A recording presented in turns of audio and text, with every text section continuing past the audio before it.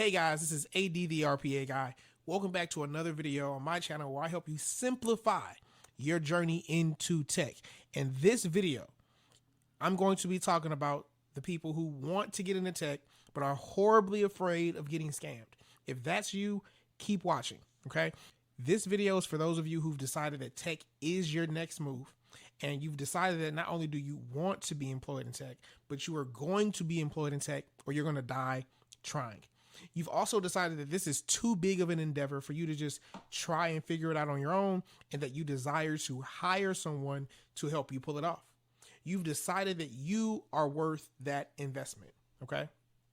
And so in this video, we're going to talk about how to navigate the fear of being scammed when choosing a boot camp or a program or a mentor when breaking into the tech space. Now, why is this topic important? Well, one, it's important because you're currently sitting in fear, okay? And fear is paralyzing. Action is the cure for fear, but if you're also afraid of being taken advantage of, afraid of being scammed, afraid of having your money taken and, not getting the result that you want, then I can understand why that fear would paralyze you. So we're going to help you get out of that fear today, okay?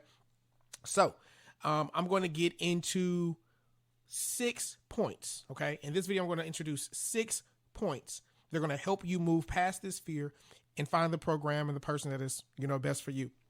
So point number 1, I want you to first determine what you believe a scam is, okay? Scam is one of those words where if we have 100 people lined up and I ask them each, what a scam is, I'm going to get 100 different answers, okay? So I want us to get on the same page about what a scam is.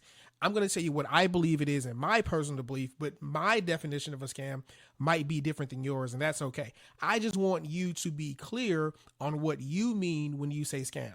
Now, in my opinion, when I think of a scam, if I've ever told someone that I was scammed, which I have been once or twice, right? When I say scammed, I mean I paid money for a product or a service and I got nothing. Okay. No login, no community, no product, no email. They just disappeared. They took the money, disappeared. Okay. There was a social media influencer who I had paid for a coaching call with, or just a call with, and it was like $75, which is not a lot of money. And then when it came time for the call, like nothing, right? To me, that is a scam. Now what's the word? I disputed on my credit card, got my money back, but that was a scam because in my head, I sent text messages, I sent emails, I didn't hear anything. That person intended to just take the money and provide no service whatsoever, right? So to me, that's what I mean when I say scammed. I mean, I paid money and got nothing. No email, no communication, no community, no product, no service, no response, nothing. So to me, that is a scam, okay? Now, other times when other people say they got scammed, what they mean is they didn't get what they paid for, meaning they received something, but it wasn't close to what was promised, okay? That might be your definition of scam, okay? Another thing that I hear often when people say they were scammed, what they really mean is that it was way too expensive for what they got. So they spent money, they got something, but what they got was not worth the price tag of which they paid, okay? Another thing that people can mean when they say they got scammed is they didn't end up getting the outcome that they wanted, right? So if you go to a boot camp or something like that and your goal is to get employed and they teach you something, but you still don't have a job, people then say, I expected to get a job, but then that didn't happen, right? So it means they didn't get the outcome or the results that they expected, okay? Now, another reason people use the word scammed, and I think this is a bit off, they will sign up for a program, they will not do the work, and then not get the results. Okay, so you signed up, you slacked off, and then they got mad that it didn't work. To me, that's not a scam. That is a lack of work ethic. Okay, that is a lack of input, and so you're going to lack the output. But people do mean that sometimes when they say they got scammed. So again, this is why it's important that we get on the same page about what a scam is and what it means. And then the last one, sometimes people are they're saying that, hey, he's a scammer because what he's saying sounds too good to be true, right? And that old adage of if it sounds too good to be true, then usually it is, right? So these people haven't even purchased a product or a service. They just listen to the person and they think, oh, it sounds too good to be true, therefore he's a scammer or he's scamming. Okay. In that argument, I would say that that's an opinion, right? Unless you know someone or you know multiple people who they took money from and they got nothing, I wouldn't necessarily say that's a scammer. I would just say that that's someone who's making things sound too good to be true, and therefore people are not wanting to do business with them. Okay. It could, because people feel like they're going to be misled. But either way, those are the 5 or 6 versions of what people mean when they say that they got scammed or someone is a scammer. What I want you to do is to pick your own definition of it so that you can be on one accord. Okay. And actually, if we go to Google, I'm going to search the word scam definition. It says a dishonest scheme, a fraud. So if someone is saying they're going to get you results and they have no intention to do so, that is a scam. Okay.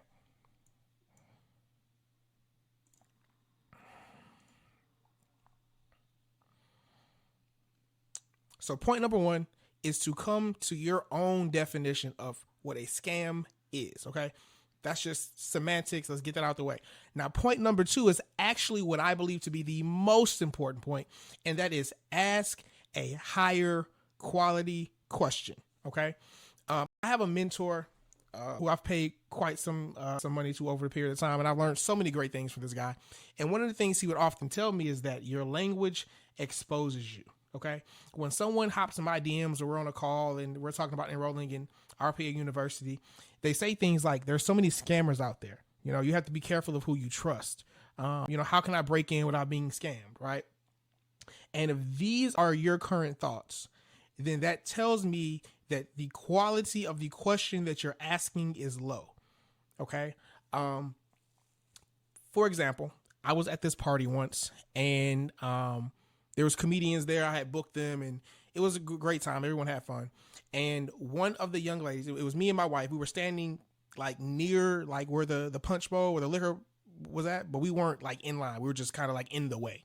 And so a young lady comes from behind us and it's like, hey, excuse me. And you can tell she's trying to get to the liquor. And she's like, hey, excuse me, just trying to get over here. I'm not an alcoholic, I promise.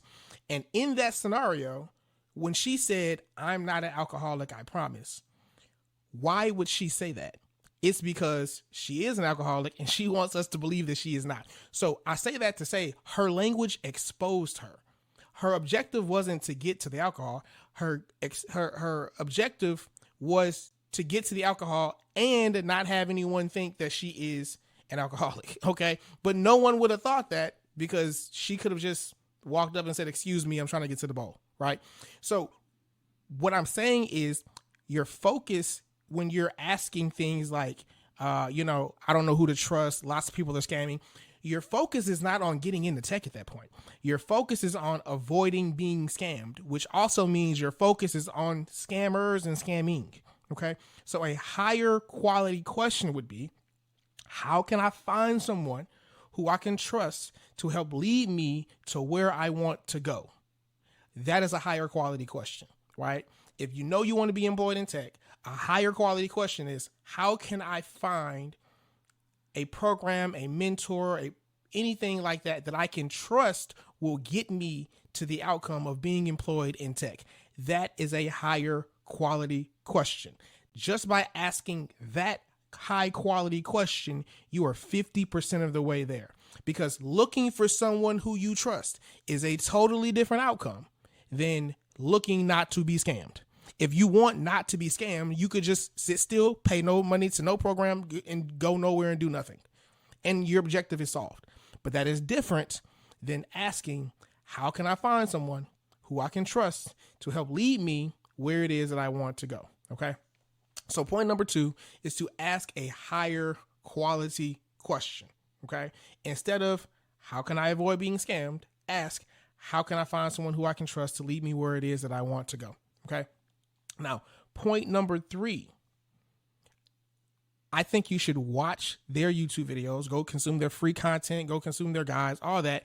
and check out who they are. Check out their lifestyle, check out their coaching style, and really determine whether or not you think that this person will fit you and how you need to be coached, right? Because everybody is not for everybody.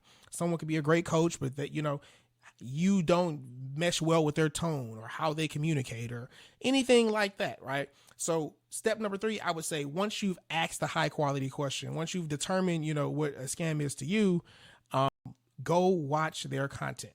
Okay. Step number 4, go watch their testimonials.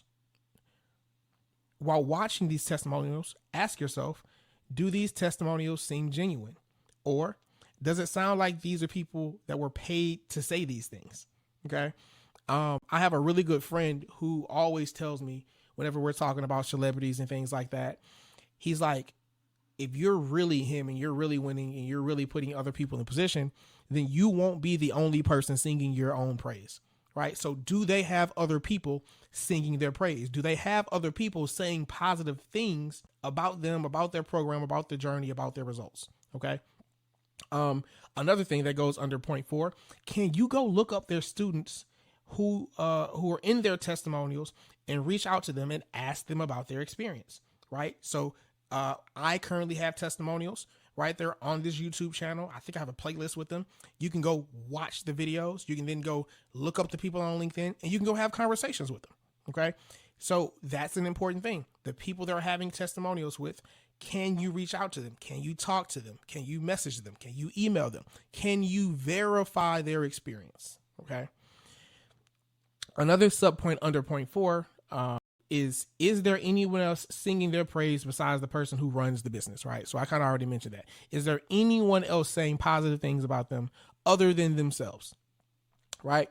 Point number 5, you want to discern how valuable their free content is. So go find their free content, go implement on their free content, and then see if you get results. Okay. Now, if the free content is confusing or it's ineffective, meaning you don't get the results that they're saying you're going to get, then that might be a telltale sign that their paid content might not be all that great. Okay. If, however, you go and consume their free content, it's clear, it's understandable, you implement it, and you do actually get results, then imagine how great their paid content is going to be, right? That is a good sign to me. So point number 5 is you want to go and implement on their free content. If it works, if it's good, then I would say that that's somebody who you might want to look further into doing some business with. If it does not work, if it's not clear, if it's not actionable, then maybe that means that that's someone who you wouldn't be a good fit for, or maybe they don't know what the hell they're talking about. Either way, I would move forward with it. And then point number 6 is the last point, guys. You want to beware of losers and quitters. Okay. What do I mean by this?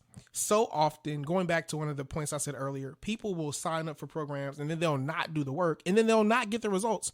And then they'll go online and post things like, yeah, this doesn't work. This sucks. He sucks. That sucks. And it's like, no, bro, but you didn't do the work. It doesn't matter where you go. Like, you wouldn't go to try out for an NBA team having done no practice, doing, like, you're going to try out, not show up on time, not shoot free throws, not practice. Like, you're not going to get any results.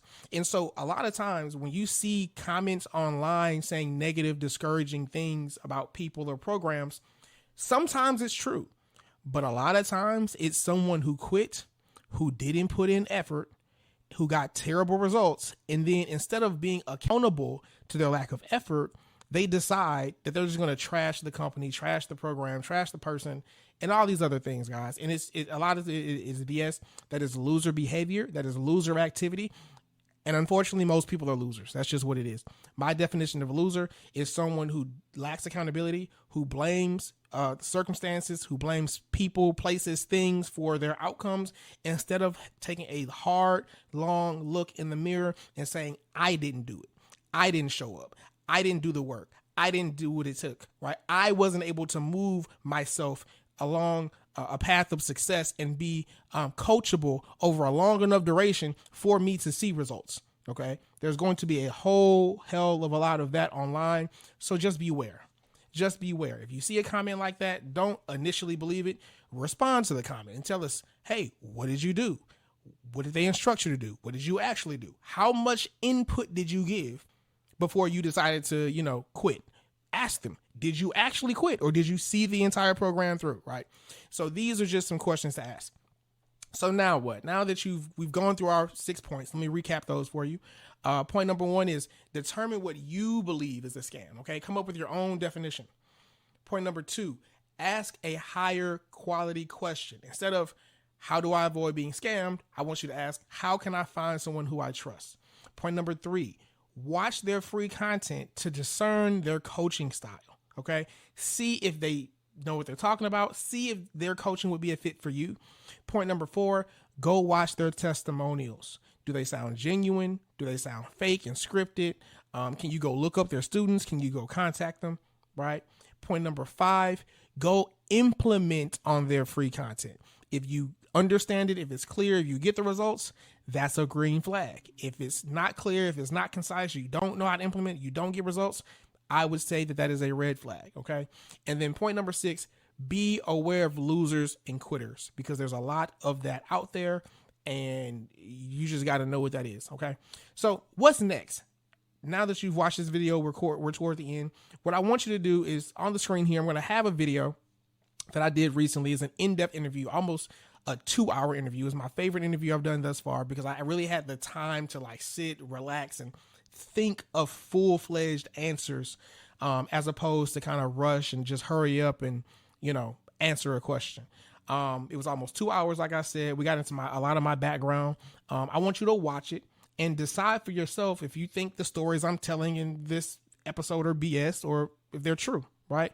But ultimately, I want you to come to your own conclusion on whether or not you think I am the person who you like to partner with in terms of making your dream and working in tech a reality. Okay. Now, if you like that video, you like what you see, you say, hey, AD is the guy for me. Great. If you watch the video and you're like, this guy's full of shit, I don't like him, he's BS. Great. Doesn't matter to me. What matters to me is that you decide for yourself. However, if you do decide that I am the guy that you want to work with, then I want you to click the link below in the description to join the waiting list. At the time of this video being recorded, the enrollment for RPA University is closed. We're restructuring. We're doing some things. So right now, you're going to have to click the link below to join the waiting list.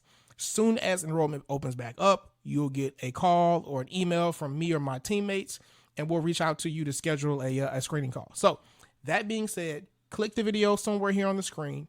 Go watch that interview. If you like what you see, if you decide that I'm the guy you want to do business with, click the link below to join the waiting list. Till next time, I've been your host, AD the RPA guy. Peace.